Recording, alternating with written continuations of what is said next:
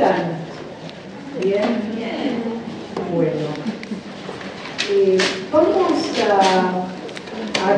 a trabajar sobre el mecanismo psíquico de los fenómenos histéricos y los textos ya de la clase 4 y 5, comenzar con eso. Les quiero, yo se los anticipé la primera clase, pero lo volvemos a recordar. Recuerden que el espacio teórico, como es intertextual, no se trabaja al nivel de prácticos para toda la línea de un texto. Se va por los ejes conceptuales, que es la idea.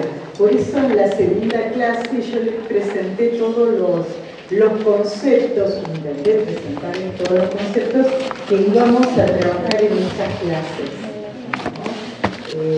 Eso, no tenemos la posibilidad de trabajar minuciosamente los textos. Yo sé que son textos áridos, sobre todo freudiana la interpretación de los sueños, no son de fácil lectura. Ustedes saben, o les cuento, Freud dio conferencias y tiene otros textos más del modo de ensayo. Las conferencias eran para el público en general, entonces son de otro tipo de lectura. Van a ver en prácticos en la conferencia 9, muchas conferencias. Es otro estilo son coloquiales.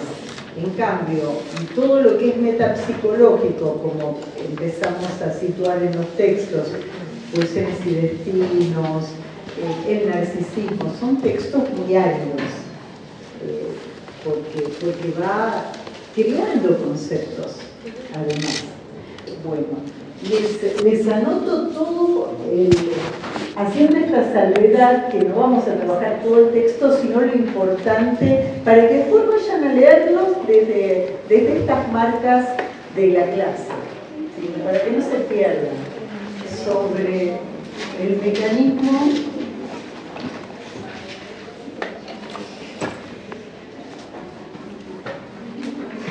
psíquico de los fenómenos histéricos.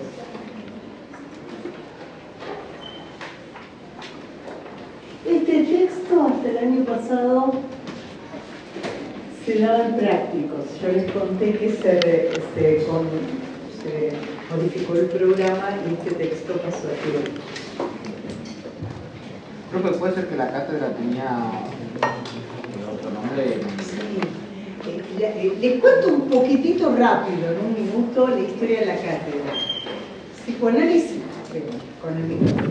Psicoanálisis Freud se retoma, era una materia cuatrimestral y el primer docente de todos fue León Ostrov.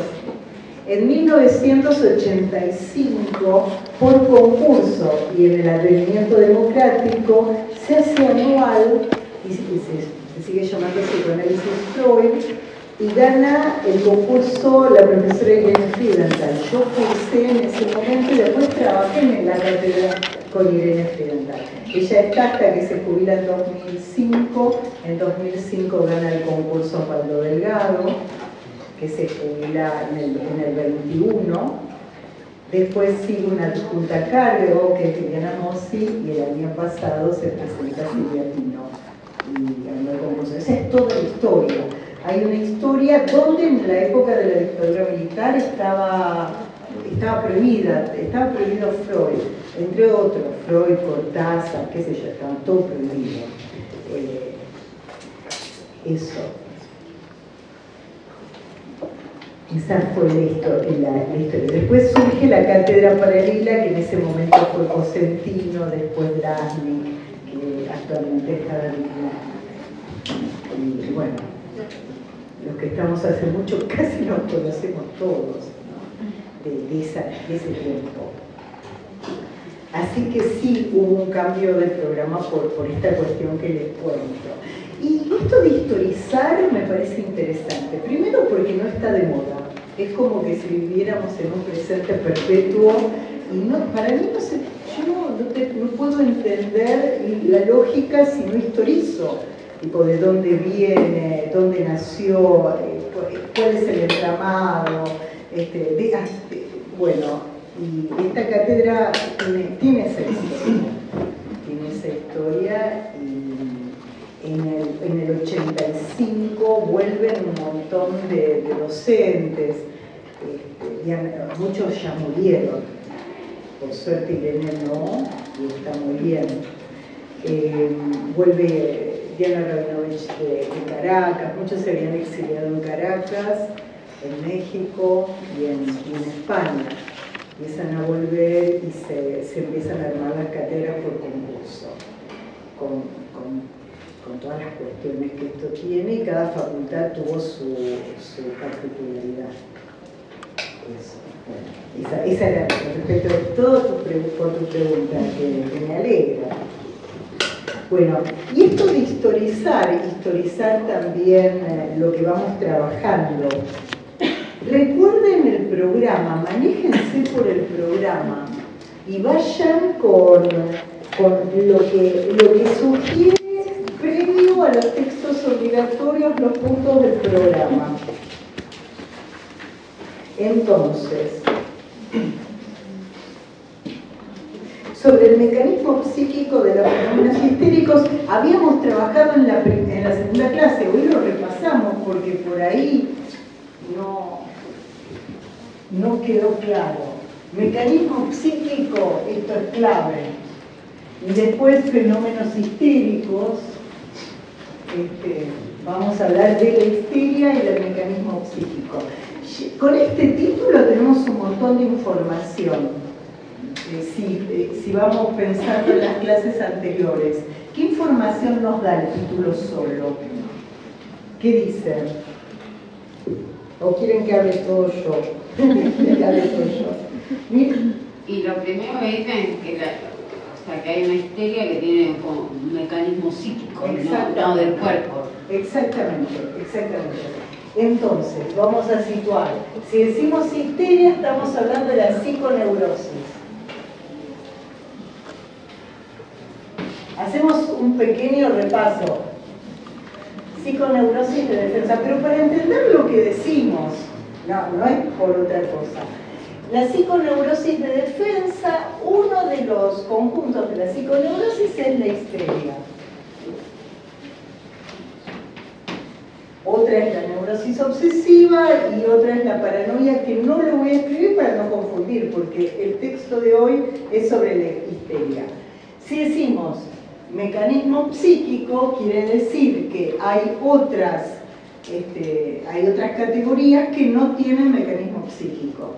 Entonces, la psiconeurosis, ustedes se acuerdan, se opone a las neurosis actuales. Neurosis actuales. ¿Cuál es la diferencia? Uno tiene mecanismo psíquico, las actuales no tienen mecanismo psíquico. Dentro de las actuales, tampoco lo voy a poner hoy, lo hablamos en la segunda clase, tienen la neurastenia, la neurosis de angustia y la hipocondría, ¿no? Y habíamos hablado en términos económicos, que es más y menos energía lo que pasa en el aparato psíquico. Si se descarga o no se descarga la libido, que es energía sexual, ¿no? Y el afecto, algo importante, el afecto para el psicoanálisis no tiene necesariamente un valor positivo, como en general se dice, tiene afecto por fulanito y se entiende que es positivo. No, ¿qué tal? Buen día. Acá tenemos el ejercicio. No, por favor. Eso también. Ustedes fíjense las palabras de nuestra lengua y cómo se resignifican para el psicoanálisis. El afecto es tensión sexual somática. Esa es la definición del afecto. Puede tener una connotación negativa o positiva. Por sí mismo no nos dice eso. Pero cualquier tensión que carga en el aparato va a llamar a que opere la defensa, ¿no? se carga en el aparato, suma, excitación, tensión sexual somática, cantidad perturbante, las distintas maneras de nombrarlo, va a llamar al mecanismo psíquico de la defensa para mantener cierto equilibrio en el aparato. Eso. Entonces, si decimos, vamos a hablar sobre el mecanismo psíquico, ¿en qué estructura? En la histeria. ¿Qué es la histeria? Es una de las categorías de la psiconeurosis de defensa. Y la defensa es el mecanismo psíquico en este momento teórico.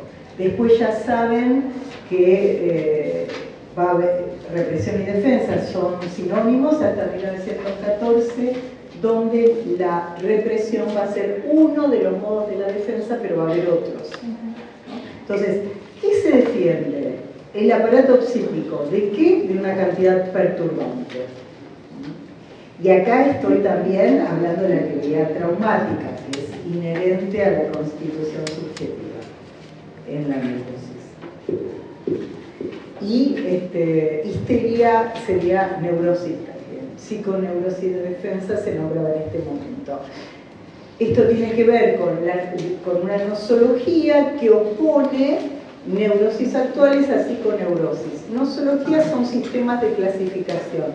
Cuando uno clasifica, habla de sus semejanzas y de sus diferencias. Estoy como repitiendo. El punto en común entre la semejanza entre la psiconeurosis y las neurosis actuales es la etiología sexual. La etiología es causa, ¿no? Viene la etión, que es causa. La causa es sexual. ¿Qué quiere decir sexual? Modos de satisfacción. Perdón, ¿qué dijo antes de decir la etiología sexual? Que sería lo que tienen en común. Cuando ustedes tienen que definir, tienen que hablar de la definición es hablar de semejanza y diferencia.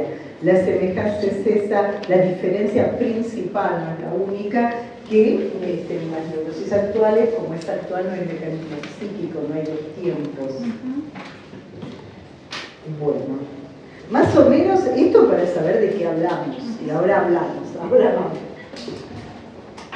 Ténganlo presente para la respuesta en un examen, ¿no? Si ustedes tienen que hablar de, qué sé yo, sobre el mecanismo psíquico de los fenómenos histéricos, contextúenlo como hacemos en las clases, ¿no? Y obtenemos un montón de datos. Si yo pongo 1893, todavía, como es previo a la interpretación de los sueños, que es en 1900, no hay concepto de inconsciente, concepto clave, fundamental para nuestra teoría psicoanalítica. ¿Qué hay? Grupo psíquico separado. Y tienen que aclarar, ¿separado de qué? De la conciencia. ¿Qué quiere decir? Que Freud se da cuenta que hay una conciencia y algo que queda separado de la conciencia, que no es la conciencia, tampoco lo nombra aún como inconsciente, pero hay algo que va más allá de la conciencia. Lo va a nombrar escisión de la conciencia, doble conciencia, grupo psíquico separado. Eso en general lo preguntan. ¿Por qué? Nuevamente, para historizar, que no es que Freud se iluminó en 1900, que en verdad fue en 1899, y escribe, conceptualiza el inconsciente. Lo viene pensando. Si uno es disciplinado con este autor, y yo creo que con otros autores grandes, te das cuenta que no se iluminaron, que es fruto del trabajo y por ahí de poder no estar a la moda, de animarse a no estar a la moda y decir cosas que en su tiempo no decían, con el precio altísimo que tiene eso. Les doy un ejemplito. Freud, cuando define a la religión en Hipnosis, en Psicología de las Masas, que es un texto en 1932, habla de que las masas, o sea, un grupo, ustedes piensen en cualquier situación de sostener a un líder, eso define una masa, tienen un sentimiento oceánico de pertenencia, y eso es lo que arma una masa en relación a un líder que se somete. Piensen en las groupies, en los ídolos, en cualquier relación con un ídolo. Y Freud dice, es un sentimiento oceánico que yo carezco. Él se ubica por fuera de eso, no lo tuvo. Y vieron que uno no cree porque quiere creer. Tenés que tener cierta capacidad de sugestionabilidad que algunos tienen, otros no tienen. O en algunos momentos se tienen y en otros ya no. No es voluntario. Bueno, eso. Entonces, fíjense que todavía la palabra inconsciente no estaba conceptualizado.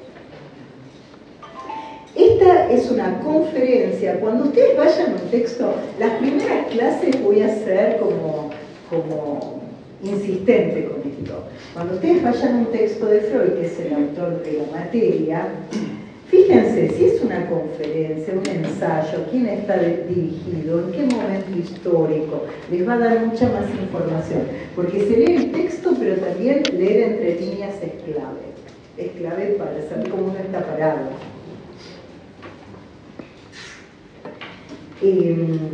Es un texto que dicta en Viena, su ciudad natal, Imperio Austrohúngaro en ese momento. Comienza diciendo que va a dar cuenta de la génesis de los síntomas histéricos. O sea, pasamos de fenómenos histéricos a síntomas, ¿no?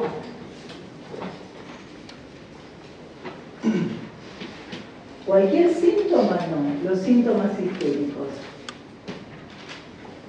¿Y qué me interesa de esto? La génesis. ¿Qué es la génesis? ¿Cómo se generan? ¿Cuál es la causa? ¿Cómo aparece un síntoma histérico? Recuerden, y esto lo agrego yo, no está en el texto, que viene de la escuela alemana que tenían que dar cuenta de todos los mecanismos y había que entender el mecanismo, no interesaba tanto la persona. Creo que ahora tampoco mucho las personas se están interesando, pero bueno. ¿Y cuáles son sus fundamentos? O sea, la génesis y los fundamentos. Los fundamentos es lo fundante, la base del edificio, ¿no? Eso.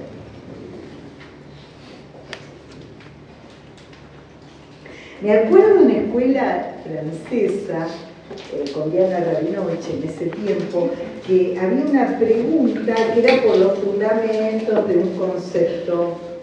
La escuela francesa era acá. Y en una respuesta pusieron lo importante para este autor, y ella dice, no es lo mismo importante que fundamento. Los fundamentos es lo fundante, lo que es la base del edificio teórico. Importante pueden ser cosas en un momento, en otro momento no serlas, pero esto, lo fundante, va a dar cuenta de eso. Vuelve a decir que Charcot es su maestro, entonces no puede hablar de histeria sin pensar en Charcot, porque se empieza a familiarizar en Francia, ¿no? Ahí está esa articulación que yo les contaba entre la escuela alemana y la francesa. Y fíjense cómo pone en valor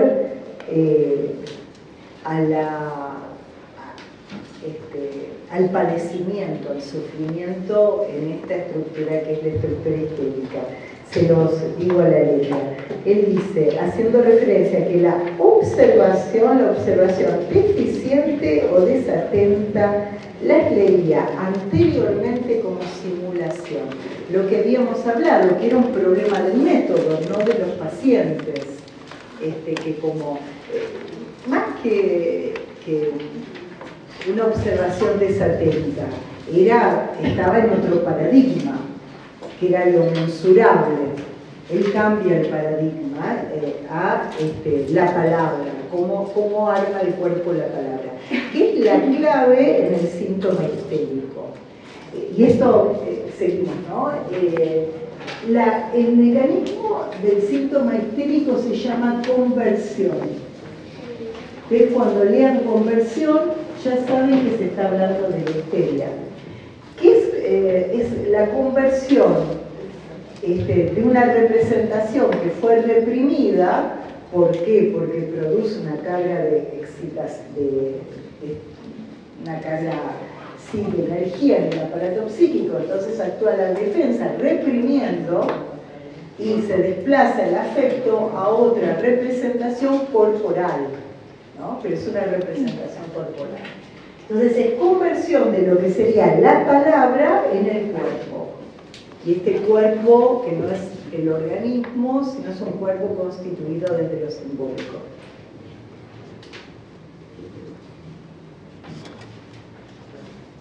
Y oponer, cuando se trata de una histeria, ¿no? Oponer el organismo de lo simbólico no suele tener resultado. Ustedes saben que en una anorexia mental hay casos muy graves porque a veces si se deja de comer es incompatible con la vida. Si perdemos el organismo, perdemos el cuerpo también. Pero no ves que pesás, qué sé yo, 40 kilos y medís 1,60 m, no sirve oponer eso. Es trabajarlo desde otro lugar. Y se ve como también la imagen es otra construcción. Eso se ve. Por lo que pasa en los pacientes, ¿no?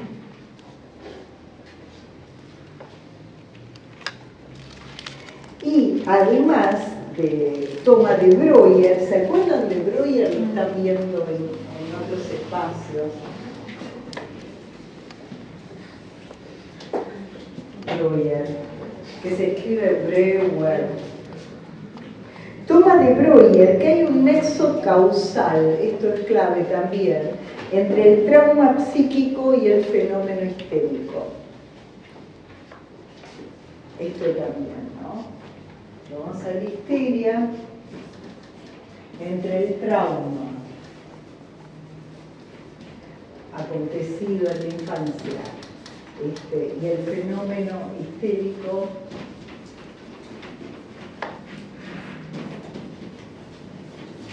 Hay un nexo causal. ¿Qué es un nexo causal? Esa causa de...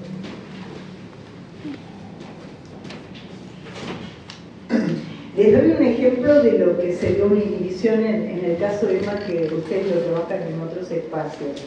Esa inhibición de no entrar a la tienda hay un nexo causal con el trauma psíquico que acontece en la suma de excitación, porque a la edad de 8 años, cuando entra a la tienda, no sé cuál sería el sinónimo de tienda ahora, lo dejemos tienda. El pastelero le pellizca los genitales. Eso genera un monto de afecto que se resignifica cuando vuelve a la tienda a los 16 años. Entonces hay un nexo causal. ¿Ustedes firmaron todos? No. ¿No firmaron? ¿Sí? Bueno, yo lo paso así. ¿Ustedes sí? Ah, bueno. Está bien. Y eso, que hay un nexo causal entre el fenómeno histérico y el trauma psíquico. Esto también lo dice y lo toma de Freud. Además tiene la honestidad de decir de quién va tomando lo que dice. No sé si siempre pasa eso, pero en estos tiempos pasa. Él lo dice.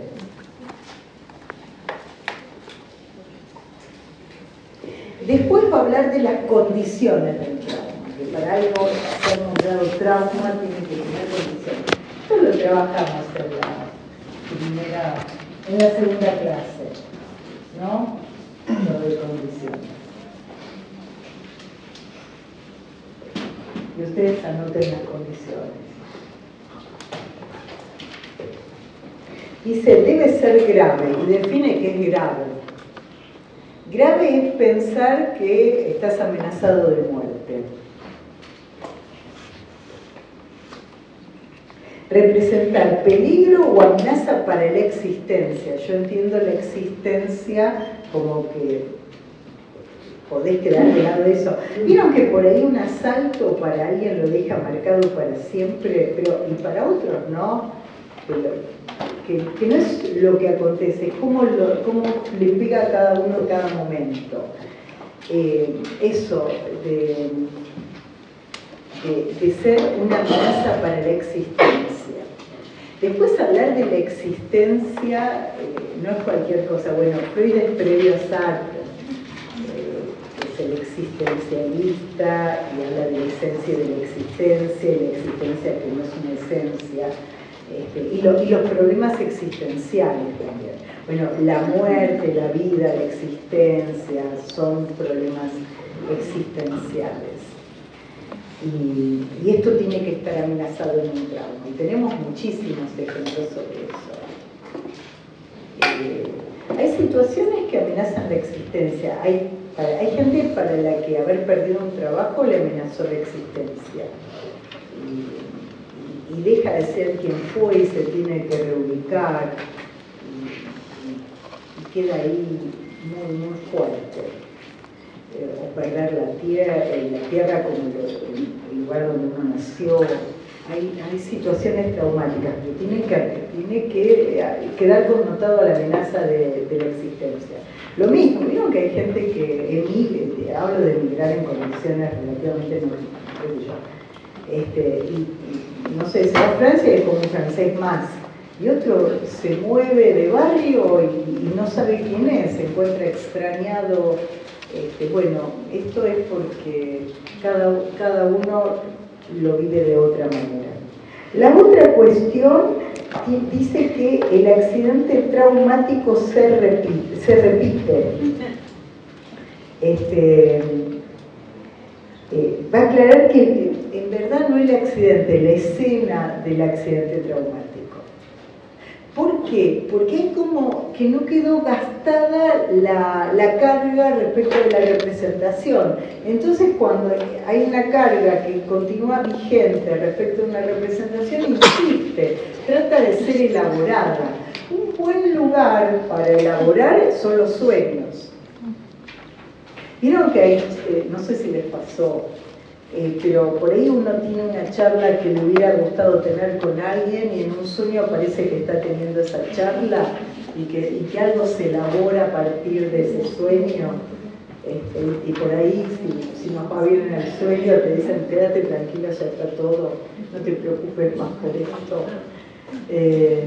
Yo recuerdo muchísimos sueños de este estilo, que van ligando lo que queda connotado una representación que aparece como traumática, tipo la muerte de alguien muy querido y no te podés despedir. Y que después, no sé, no que recuerdo, casi con una alucinación senestésica, que viene la madre, que era de quien no había podido despedirse, y le da un beso, y le dice, quédate tranquila. Y bueno, ya dice, a partir de ahí yo estuve tranquila con esa decirme. Entonces el trauma no es necesariamente infantil. El trauma, sí. El trauma, pero infantil tiene dos connotaciones. En el caso del trauma, como lo define Emma y todo, tiene que haber, ocurre antes del desarrollo de los caracteres sexuales secundarios, en este tiempo de Freud. Es infantil, pero infantil no quiere decir solo que ocurre en la infancia, porque está lo infantil en el adulto también, ¿no? Cuesta decirlo, no es como una etapa biológica que se termina y se terminó. Lo infantil tiene que ver con el desamparo, con muchas cosas, connota muchas cosas, pero el trauma lo define como infantil en tanto ese sujeto que recibe una cantidad de estímulo no tiene, lo digo vulgarmente, popularmente, no le da la nafta para vérsela con eso que le pasa. No es necesariamente lo que pase, sino que el aparato psíquico no está a la altura de responder a lo que pasa. Y pongan lo que ustedes quieran ahí. Bueno, Violeta Parra tiene una canción que se llama Volver a los 17 y ella dice, como un niño frente a Dios. O sea, un niño frente a Dios es una imagen de desamparo. Imaginás pidiéndole que te ayude, qué sé yo. Oye, una pregunta, eso que decís de que se repite el accidente o la escena, ¿es en la mente de la persona o pasa de nuevo? En verdad está bueno lo que vos decís. Siempre es en la mente, porque aunque pasa, la connotación tiene que ver con eso. Supone, no sé. Que te roben unos motochorros y que cuando veas una moto ya Claro, repitas esa escena. claro, tiene que ver con eso. O, les doy un caso de análisis. La madre siempre lo dejaba clavado en el colegio 2-3 horas y lo odiaban los docentes, todos. Y no había la menor resistencia a quedarse esperando. Estaba ligado a eso. Cada situación de espera lo conmovía mucho, casi a la desestructuración. Se ponía ansioso, le agarraban palpitaciones, ¿no? Eso de que queda esa escena y después lo que va pasando te connota esa escena. Decime. Pero eso no lo lo que se tienen que olvidar. No me nombres, si decís ese ejemplo, no me nombres. Decime. Eso tiene que ver con la prematuración. La prematuración para estar a la altura del acontecimiento, tal cual. Sí. Bueno, entonces. Y respecto de lo que pasa, más vale que pasan cosas, pero la connotación de lo que pasa es según esa vivencia traumática del desamparo en ese primer momento. Claro. Sí. Esto es mucho, pero yo lo tiro para que les quede en algún lado. En general, uno puede perder si está constituido, o sea, ¿qué es lo peor del duelo? No es perder, es no poder perder, que quede la herida abierta. Cuando podés perder se arma una cicatriz. O sea, lo mejor de un duelo es una cicatriz, nunca va a ser volver al momento anterior. Y uno puede perder si está constituido de determinada manera. Digamos, si tuvo alguna escena amorosa que lo sostuvo desde chico, en algún momento, que puede ser la vecina. Y se escucha eso, la vecina, que cuando se peleaban mis padres yo me iba a lo de la vecina y eso hizo que no fuera psicótica, decía una paciente. Yo no sé si fue así que hizo que no fuera psicótica, pero ella, cuando empezaron a gritar, le hacía señas por la ventana y la vecina la llamaba y tomaba la leche con la vecina, y esa vecina la sostuvo. Ahora también da para pensar qué pasa en nuestro tiempo, que los lazos están tan cortados, que cada uno está en su propia historia y que ya no hay vecina. Decime. Sí, yo te escucho perfecto, veo tu mate, todo. La casa me vio. Está buenísimo eso. Entiendo lo del infantil, que quiere decir prematuro para afrontar esa Sí. situación, pero no es que también en la prepubertad, o sea... También, las dos cosas, pero las dos cosas. Tenés, sí, lo sitúa como algo que apareció previo al desarrollo de los caracteres sexuales secundarios, dice eso, que es cuando cambia el cuerpo en la pubertad. Pero, porque tenés la infancia y el infantil, que también hay una disparidad, que no son sinónimos. Te empezás a encontrar con todo lo que uno tenía como sinónimos que se empieza a complejizar ahora. Sí, las dos cosas. Pero está el infantil en el adulto. Es típico cuando empieza, que no pasa por suerte a todas las personas, pero hay gente mayor o en determinado momento con enfermedades o porque se hacen viejísimos, que van perdiendo cierta autonomía y se vuelve a connotar la historia de la infancia que depende de que te dé de comer otro. O sea, no es necesariamente, en muchas ocasiones pasa eso. O en alguna enfermedad, que puede ser una enfermedad transitoria, por ejemplo, una hepatitis. Nos constituimos en una situación de desamparo. Esto es que Freud la palabra alemana, Freud habla del desamparo como típico propio del humano, que es Gil Flossi, desamparo, Kai, ¿no? La terminación alemana. Y esto va a estar siempre en Freud, va a estar siempre en cada uno de nosotros. ¿Qué te da un análisis o ciertas experiencias de vida? Es tener otra respuesta frente al desamparo de ella. Si te ves que estás medio tullido, no vas a ir a hablar con la suegra, porque te va a destrozar, ¿no? Y tener como recursos para eso. Bueno, decime. Puede ser entonces que lo que se te presenta tenga algo que ver con algún acontecimiento de la infancia. Sí, o sea, está relacionado. Esto es la retroactividad del Claro. trauma. Si tenemos que, o si tienen que descubrir en un Se examen, refiere a algo que ya claro, te sucedió. se da eso que ya aconteció, y alguna intervención de análisis fue, vos tenés miedo, viste cuando se termina una pareja, ponele, ya se recontra terminó y hay miedo de separarte. Me acuerdo de una intervención de análisis que fue, vos tenés miedo de que pase lo que ya pasó. Sí, ya pasó eso. Bueno, el trauma, recuerden que el tiempo, yo no quiero ni puedo porque tenemos que avanzar, estamos en la universidad.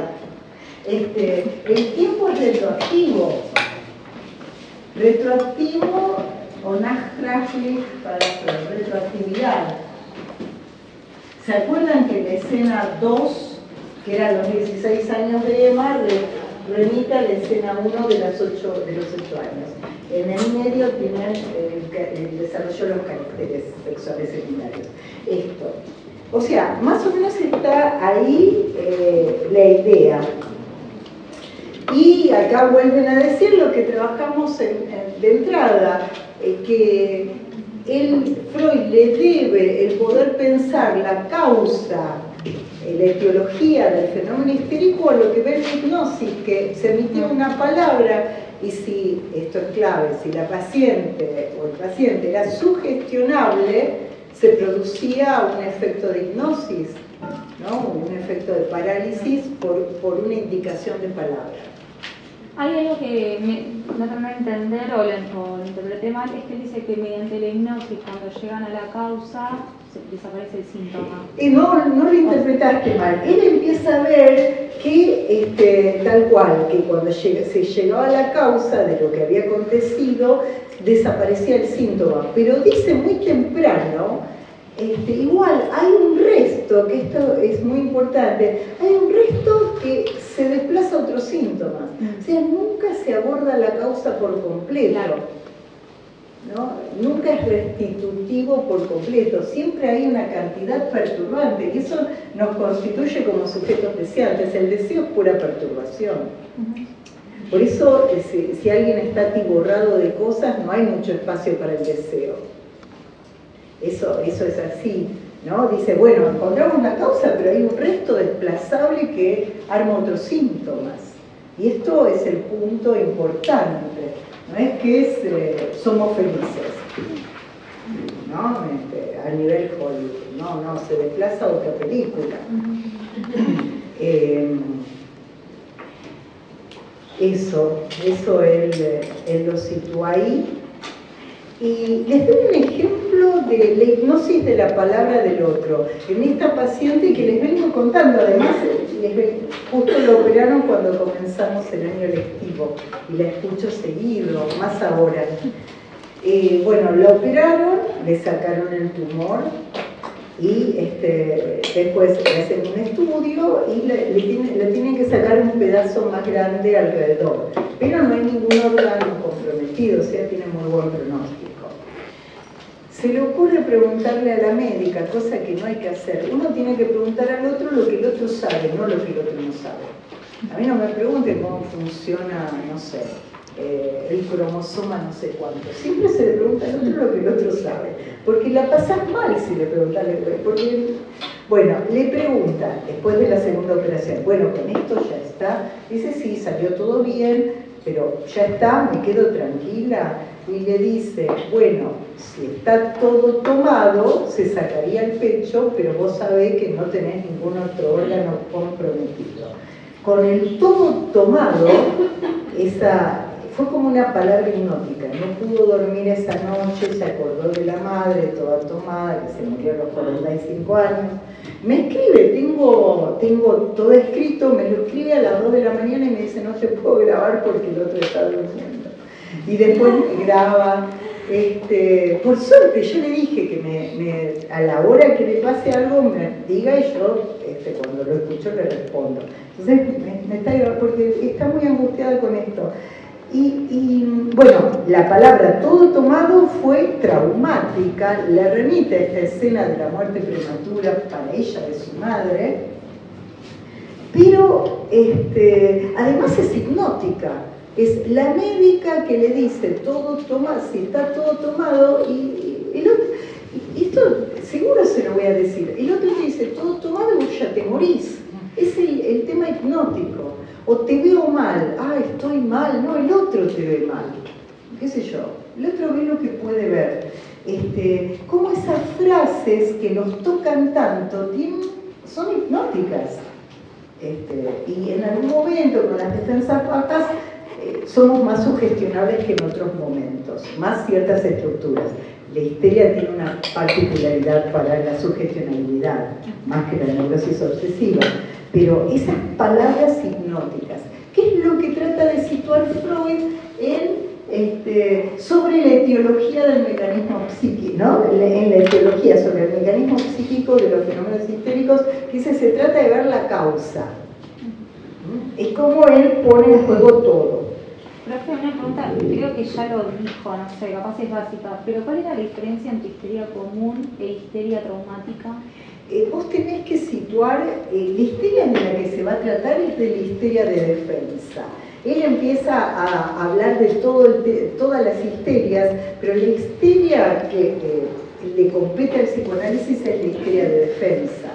Él va hablando de los distintos modos de histeria, de la traumática, pero situar la histeria de defensa. Y acá vayamos a su primera tesis. Dice, escuchen esto, página 32, equiparar esta vivencia teñida de afecto. O sea, no es cualquier cosa que nos pase, es lo que nos pasa y lo teñimos de afecto. ¿Quiénes? Cada uno de nosotros.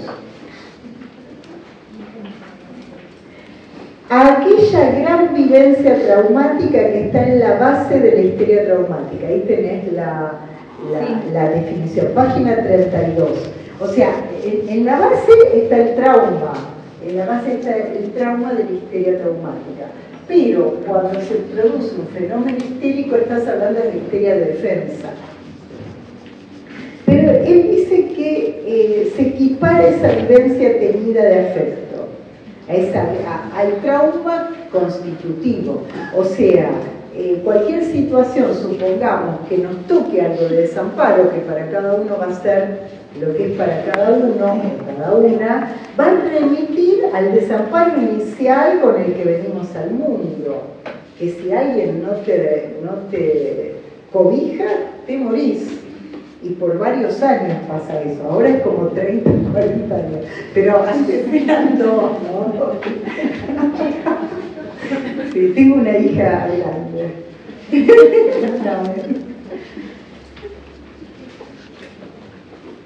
Sí. No, que sí. Les cuento una pequeña anécdota. Quiero adoptar un gato. Ella vive sola. Y viaja, por una cuestión laboral, ahora está viajando. Y le digo, tenés que cerrar el balcón porque se te va a suicidar el gato. Entonces me dice en un WhatsApp, te dije que quiero adoptar un gato y vos me decís que se me va a suicidar el gato. Quiere decir que vos no confías en mí. O sea, quiero adoptarlo conmigo el gato. Yo ya tuve muchas mascotas en mi vida. Pero, ¿qué esperaba? Que le dijera, qué sé yo, le dije cerrar el balcón y me dice, como que sintió que yo no la avalaba para eso. Bueno, hay algo ¿con qué avales uno cuenta? Eso es clave. Y cuando sentís que se te caen avales, hay situación de desamparo también. Bueno, Otra cosa, cuando Freud dice tesis y está en itálicas o como está escrito, lo subrayan y lo ponen en... Él va a decir la tesis es, ustedes lo escriben, es importante, que se les acabo de leer. Y acá va tu respuesta, página 32. Hay una analogía en este punto entre la parálisis traumática y la histeria común. La parálisis traumática es cuando te acontece algo, tipo alguien que tiene un problema neurológico por un golpe, por lo que sea, y no podemos, qué sé yo, o te pasa algo en la médula y no se puede caminar. Eso es traumático a nivel organismo. Él lo que dice que en el cuerpo de la histeria hay una analogía con el organismo de alguna cuestión traumática, ¿no? Hace una analogía ahí.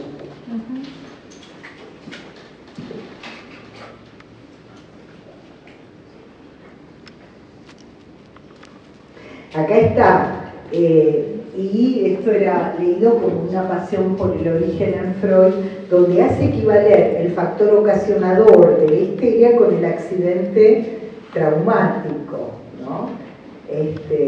Diciendo que la eficacia está en el efecto de terror, ¿no? El efecto de terror yo lo digo en el texto con el pensar que está amenazada la propia existencia. Listo. Entonces tenemos, acá les hago un cuadrito, tenemos el ocasionamiento, cualquier situación donde uno piensa que queda con... Piensa no, tiene la experiencia, no es un tema de pensamiento, que está en juego su existencia. O sea, tiene el factor ocasionador, ¿no? A ver cómo lo escribí. Sí, el ocasionamiento. ¿Son esas dos nada más? ¿Cómo? ¿Las condiciones son esas dos?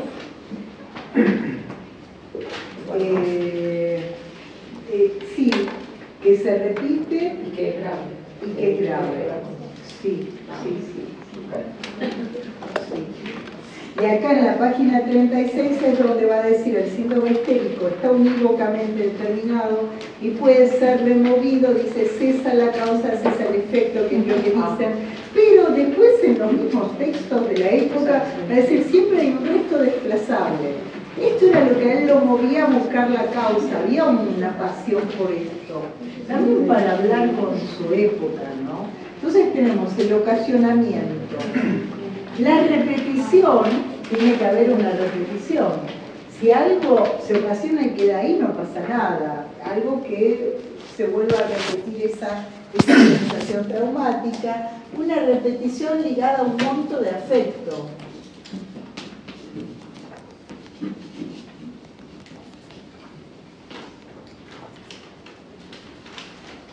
Más una fijación.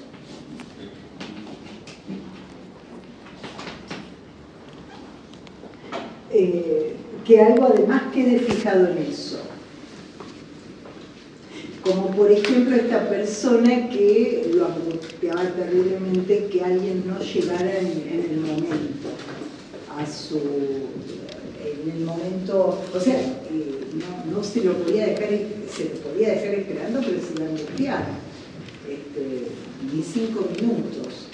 ¿Se imaginan cómo la pasaba en la Argentina, no? Claro, no había nacido en Suiza, todo lo dejaban esperando. Era, bueno, estaba en relación a eso primero. Acá hay otro punto clave. Desde esta época nos introducen el concepto de cuerpo. Todo esto lo vimos en la segunda clase. Marcado por el uso lingüístico de cada uno de nosotros, donde la palabra arma el nexo, y a esto lo llama palabra puente. La palabra es el puente entre lo psíquico y lo somático. Por eso es histeria de conversión, ¿no? Porque se toma el puente de lo lingüístico.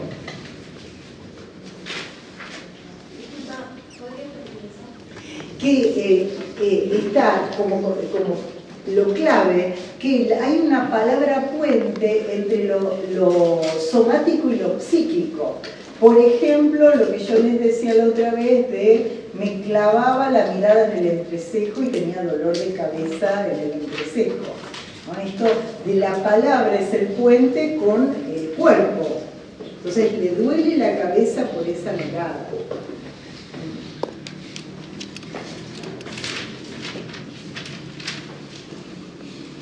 Bueno, esto, digamos, ya está este texto, ¿sí? Como lo clave del texto. Vayamos ahora a neuropsicosis de despertar. ¿Tenemos neuropsicosis? Vamos a neuropsicosis. Esto también era un texto de prácticos.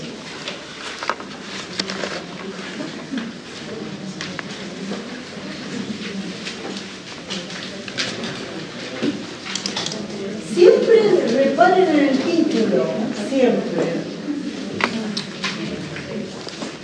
Sí, ya en la parte anterior a que está en el práctico, ¿no? ¿Cómo? Son las páginas anteriores a que se ven en el práctico.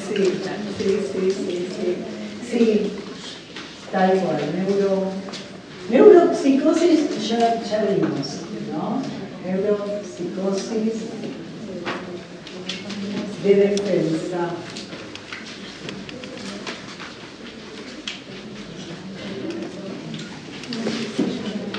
Este texto es un año después del que acabamos de ver, es de 1894. Les digo hacia dónde. Bueno, no me voy a servir a la decina. Tengo una pregunta porque me viene confundiendo de los textos y los textos. Muchas veces habla de psiconeurosis y otra de neuropsicosis. ¿Son lo mismo? Es así. Hay alguna diferencia, pero leí lo de neuropsicosis. Los da como equivalentes en las nosologías, es tal cual, a veces dice eso, pero quédate con el título del texto. Por ejemplo, si vas a definir neuropsicosis, definilo desde el texto. Freud de 1894, respuesta. Habla de las neuropsicosis de defensa referidas a... Remitite al texto. Porque como está armando la teoría, por ahí, en el texto del 93 dice cesa la causa, cesa el efecto. Después va a decir que hay siempre una cantidad desplazable. Entonces, está armando la teoría. Está bien esa pregunta. Bueno, este es un ensayo sobre la histeria adquirida. Y acá va a hablar de la histeria adquirida, de muchas fobias, dice, y representaciones obsesivas. Así que en las neuropsicosis de defensa de este texto tienen a la histeria. Vamos a poner fobias, aunque él dice muchas fobias. Es decir, que no todas entran. Histeria, fobias, representaciones obsesivas, vamos a hablar de neurosis obsesivas, y psicosis alucinatoria. Quiere decir que hay otra, pero él se va a encargar de ellas. Acá tenés cómo situar la neuropsicosis. ¿Qué subconjuntos tienen? Tengo una pregunta, ¿la psicosis alucinatoria es la paranoia? Sí. Que en este momento las pone dentro de la misma cuestión, aunque en el lugar de la defensa va a decir que el mecanismo es proyección. ¿Quieren que se los diga? Se los digo ahora. Ustedes tienen en las neurosis el monto de afecto y la representación, ¿no? Cuando hay una suma de excitación, opera la defensa sobre una representación, esa representación en este tiempo va a un grupo psíquico separado y se desplaza el monto de afecto hacia otra representación, ¿no? Lo que queda por fuera de la conciencia, el grupo psíquico separado de la conciencia, es una representación. Esto es en la neurosis. Si es histeria, el monto de afecto se va a desplazar a una representación corporal.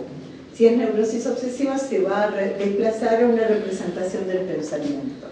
Lo que pasa en la paranoia, va a decir Freud, es que la representación, sería neurosis, ¿no? ¿Cómo dijo que se va el cuerpo si es un síntoma conversivo, si es de la histeria, el monto de afecto que se desplaza, porque la representación fue reprimida, se desplaza el monto de afecto hacia otra representación, es una representación corporal del cuerpo, parálisis de la pierna, dolor en el entrecejo, contracturas, lo que ustedes quieran. En la neurosis obsesiva la particularidad es que ese monto de afecto se desplaza a otra representación del pensamiento. Eso en la neurosis y en la particularidad de la obsesión y de la histeria. Y ahí, profe, en la obsesión se generan los síntomas secundarios, ¿no? Uy, eso ahora lo vamos a ver espero verlo hoy, con el manuscrito. La neurosis obsesiva tiene una serie de pasos, que Freud lo llama trayectoria típica. Hay una trayectoria típica que lo van a ver en teóricos y en prácticos como fórmula canónica o manuscrito K. Cómo se va dando esa serie de pasos. Eso lo tenemos que ver. En la paranoia, en la paranoia, lo que Freud dice que la representación junto con el monto de afecto quedan escindidos del aparato psíquico, ¿no? Quedan por fuera del aparato psíquico y retornan vía proyección alucinatoriamente. Supongan. En la neurosis está la duda, uno puede decir, uy, me reprobó en el examen porque le caí mal, me parece que le caí mal, que no me banca. Donde hay como otra estructuración. En cambio, en la psicosis alucinatoria va a decir, hizo todo para arruinarme la vida, no quiere que yo me reciba de psicólogo, me está persiguiendo, hay certeza absoluta de que el otro está en contra de alguien, hay certeza sobre eso, no duda, no hay manera de dialogizarlo. La representación sería hacia un otro, en este caso. Lo que dice Freud es que lo escindido dentro del aparato psíquico retorna desde el exterior, y ese es el mecanismo de la proyección. Lo proyecta afuera. Se entiende mucho con el delirio, no los celos de cualquiera. El delirio celotípico dice, ¿verdad? En los celos paranoicos, que le gusta otra persona a esa persona y retorna como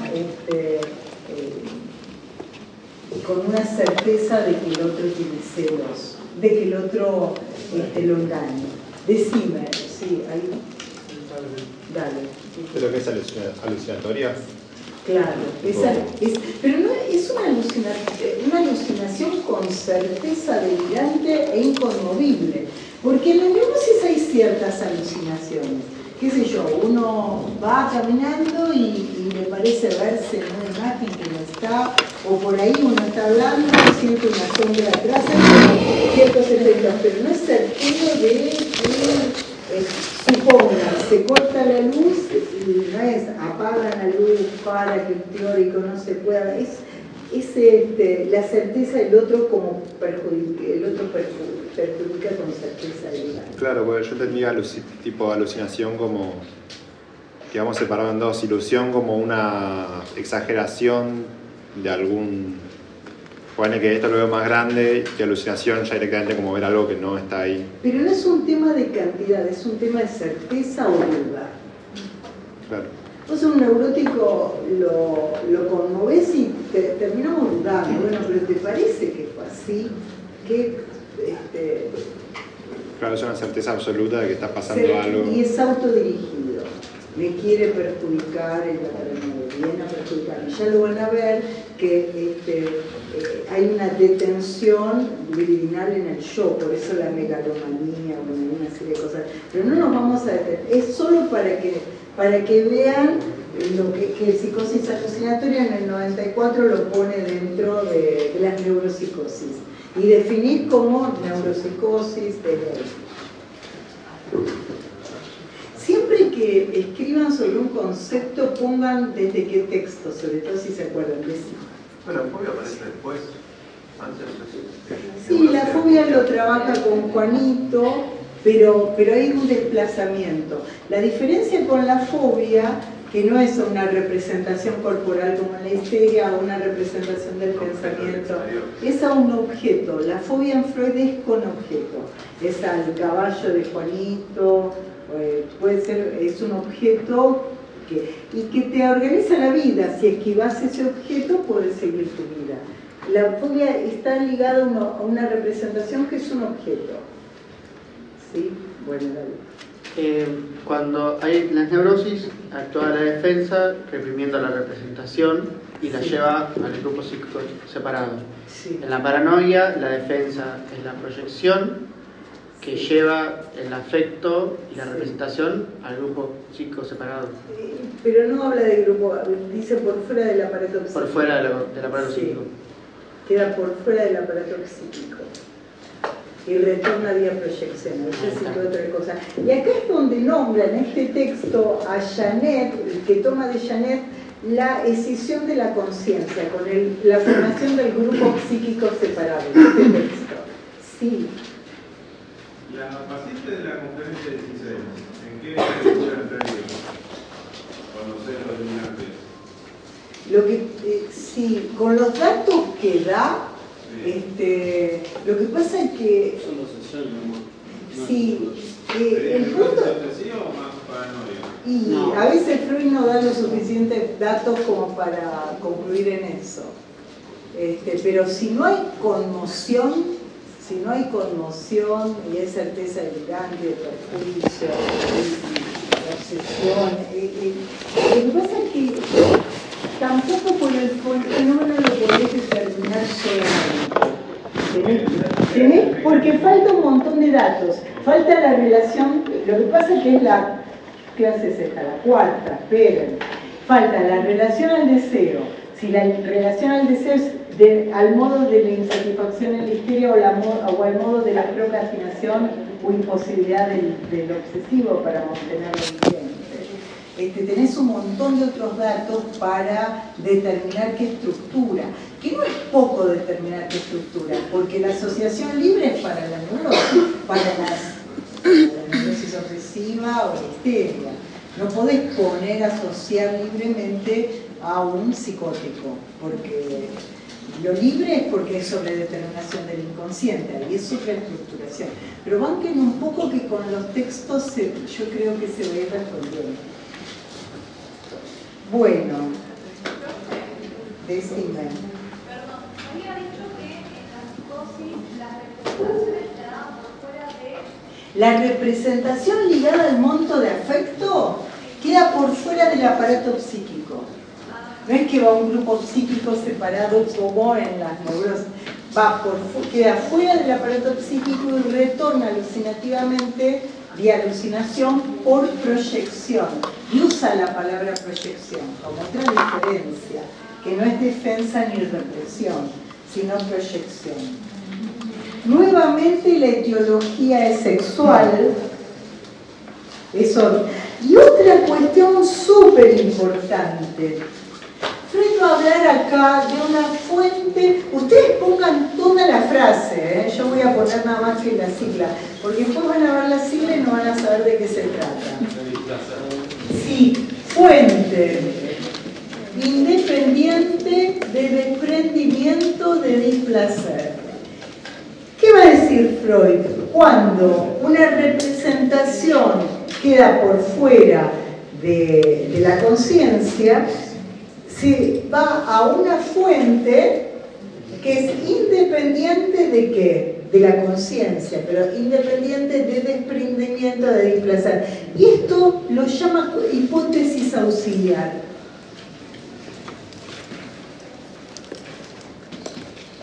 Y es lo que le va a permitir concluir. Esto, ahora les digo, esto es lo que le va a permitir concluir que en 1900 la tesis sobre el concepto clave que es el inconsciente. Él va a decir, lo reprimido en la neurosis, ¿a dónde se va? Dice, se va a una fuente que es independiente de desprendimiento de placer. Y esa es lo que se llama hipótesis auxiliar. Yo les aconsejo, que está como bibliografía optativa a partir de este año, que lean, porque esto lo van a entender con los teóricos de Delgado, que se llama lectura freudiana, Zuno. Yo les recomiendo lectura freudiana Zuno. Si lo googlean, hay gran parte en Google. ¿Cómo dijo el autor? Delgado. Profe, la hipótesis auxiliares era como que metía una hipótesis porque faltaba, como para justificar la teoría, claro, como que para salvarla justamente. Claro, la está armando y dice, ¿dónde meto esto? Bueno, armemos esta hipótesis auxiliar, que es una fuente de desprendimiento de placer, independiente de desprendimiento de placer, independiente de qué, de la conciencia, donde que participe, que es lo que después va a dar cuerpo a cuando en 1900 conceptualiza el inconsciente. Claro, un primer esbozo del inconsciente. Claro, estos son como los prolegómenos, los pasos previos. Y me parece importante que los vayan situando para corrernos de la idea de que estamos frente a iluminados, ¿no? Nadie saca un conejo de la galera si antes no lo puso. No, eso sépanlo.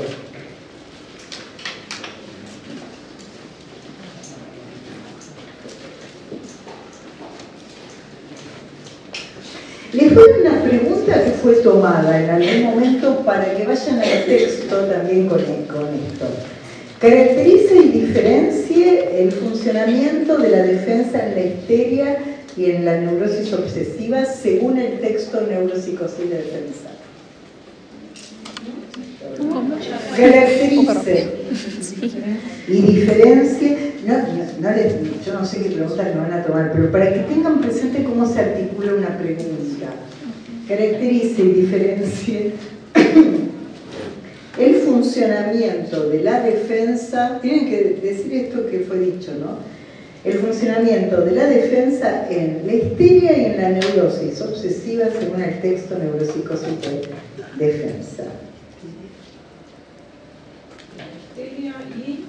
En la neurosis obsesiva, según este texto.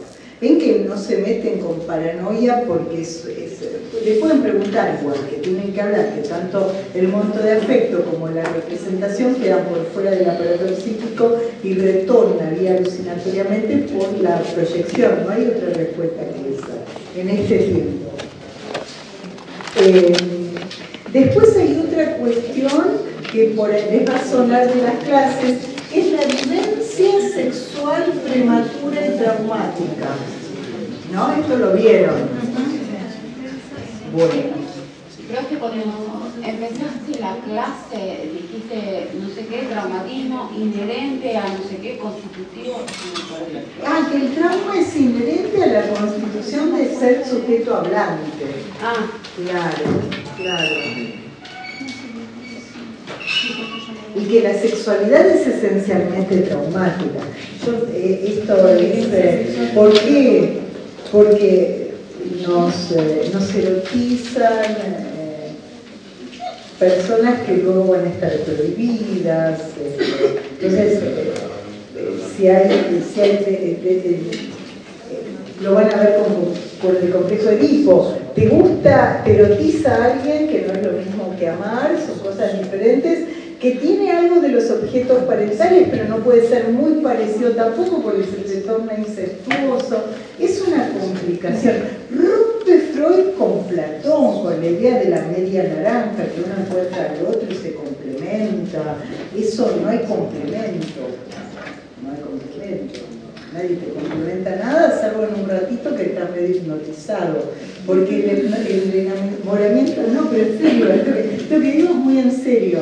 El enamoramiento e hipnosis para Freud, la lógica de la hipnosis es la del enamoramiento. es el otro que te va a completar, qué sé yo, ¿cuánto tiempo dura eso? ¿No? No dura mucho. No, porque después aparece el otro. Claro, no dura y tiene Que puede ser mucho más interesante después. Mucho más interesante porque estás más lúcido, más lúcida. ¿Qué? que no solo no dura el pico, sino que viene con un bajo. Tal cual. Otro texto, el porvenir de la ilusión es la desilusión. Claro. Y sí, es cuestión. Por eso no es moverse por las ilusiones, es por otro lado. Parece muy nihilista que no hay ilusión.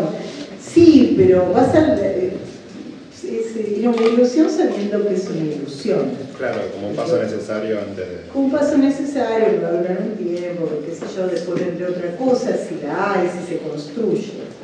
Más la idea de construcción que de iluminación. Sí, bueno. Más o menos esto me parece la clave de este texto.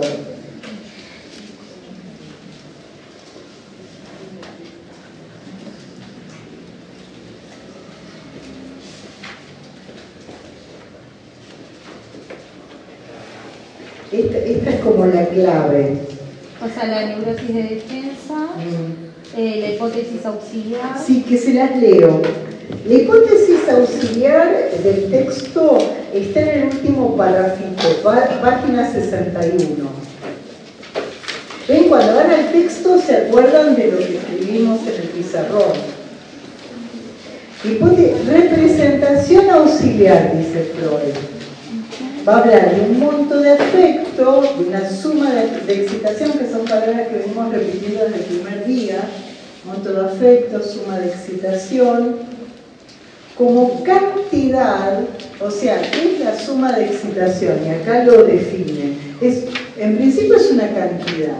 Esa cantidad que es estática, no. Va a decir, es susceptible de aumento, disminución, ¿no? Esa cantidad es susceptible de aumento, tensión perturbante, disminución cuando se reacciona, se descarga el aparato psíquico, desplazamiento, descarga y descarga, y se difunde por las huellas mnémicas.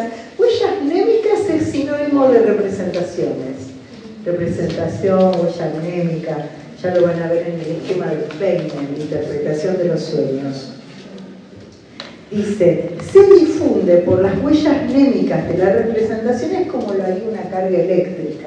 O sea, va de representación en representación, se desplaza. O sea, no es que llegás a una representación que resuelve la carga de afecto.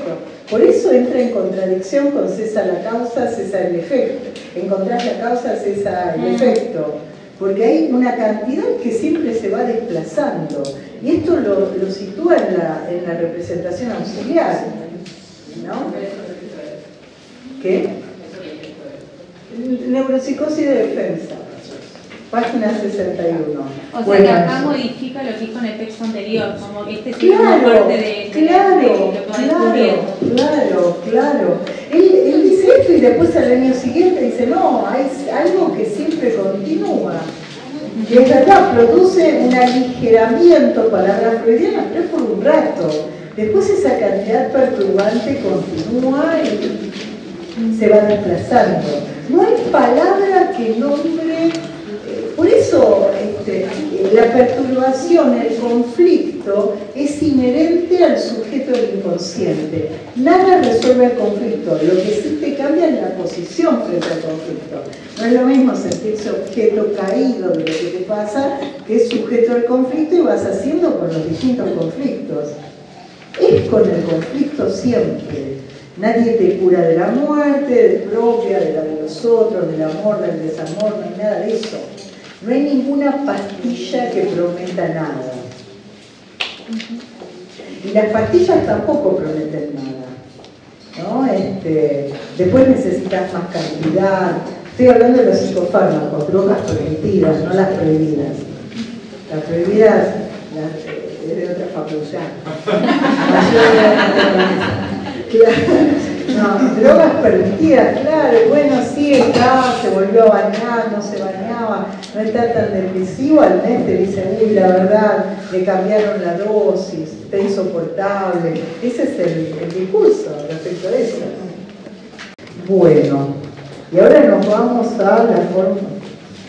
¿Se dan cuenta que es imposible trabajar los textos minuciosamente teóricos? Tendríamos que convivir. Y sí, y tampoco, ¿no? Esto es importante. Bueno, nos toca en teóricos el manuscrito Kant, ¿no? Manuscrito Kant. Y en el práctico les toca fórmula canónica, nuevas puntualizaciones sobre las neuropsicosis de defensa, que es donde se habla de la trayectoria típica. Después, ¿alguno copió este cuadro? Yo se los copio. Lo que no me gusta, y les digo por qué, que se pasen los cuadros por chat, pásenselo, por supuesto, pero sin explicación, porque los cuadros están pensados para ser explicados. Si no se explican, confunden, ¿no? O sea, eso, no se entiende.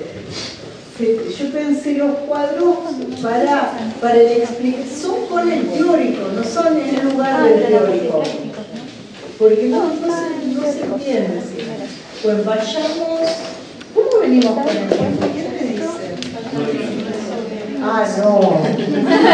Bueno, lo presentamos así como en una miniserie para que vengan todos la próxima clase. Perfecto. Se me pasa rápido la clase con ustedes porque participan. Algunos se quedan. Eso le debe decir a todos. Todos son ustedes, no hay otros. Esa respuesta no te la.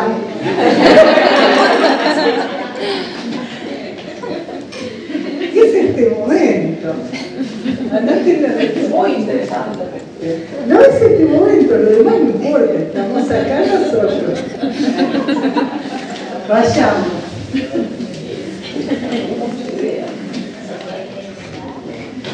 Bueno, entonces, manuscrito K.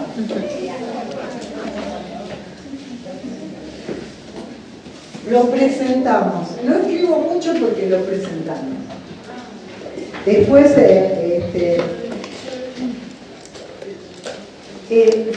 Frey llama fórmula canónica. Algo canónico es algo que viene, me parece que de la religión. Si alguno tiene formación religiosa, explique. Sí, canónico era lo oficial, lo no canónico era lo, ¿cómo era? Apócrifo. O sea, que es arbitrario. Sí, Es origen de la palabra. Esto canónico es que esto va, lo otro no va. Está muy bien. ¿No viene de la música cuando repiten un el canon tiene que ver. Empieza alguien y después empieza otro y empieza claro, otro. pero de la misma manera, no hay improvisación. Él dice en la neurosis obsesiva hay una fórmula canónica, en el otro texto es trayectoria típica, que tiene que tener estos pasos. Y siempre tiene que tener estos pasos. Lo primero, dice que, claro, en la página 48 de Lecturas Freudianas 1, ¿no? Va a decir que es la trayectoria de una enfermedad en las neurosis de represión. O sea, neurosis de represión tiene neurosis obsesiva e histeria, no paranoia. No es de cualquier neurosis, de cualquier neuropsicosis. Es de las neurosis de represión. ¿Por qué? Porque la otra es de proyección. Ahí ya tienen el primer conjunto. Va a ser la trayectoria típica de las neurosis de represión. Represión y defensa, equivalentes teóricos en este momento. ¿Qué se da primero? Así ya llegamos a la pubertad y nos vamos. Bueno, lo primero va a decir él que tiene que acontecer es una vivencia sexual prematura y traumática. La vivencia puede ser singular o plural, puede ser una vivencia o muchas vivencias que se ha vivido. Prematuro quiere decir que el aparato psíquico no está a la altura de lo que pasa, no puede responder a lo que pasa. Esa es la respuesta correcta, no lo de la nafta, por favor. Eso, una vivencia sexual prematura o traumática que es singular o plural, hasta la pubertad. Y nos quedamos con la pubertad. En la trayectoria típica va a hablar de distintas cuestiones, lo va a hacer más largo, ¿no? Va a hablar de un periodo de inmoralidad infantil, pero eso es problema práctico, si no, no llegamos a nada, ¿no? Yo quiero cumplir con lo mío, ¿no? Bueno, llegamos a la pubertad y nos vemos el martes que viene.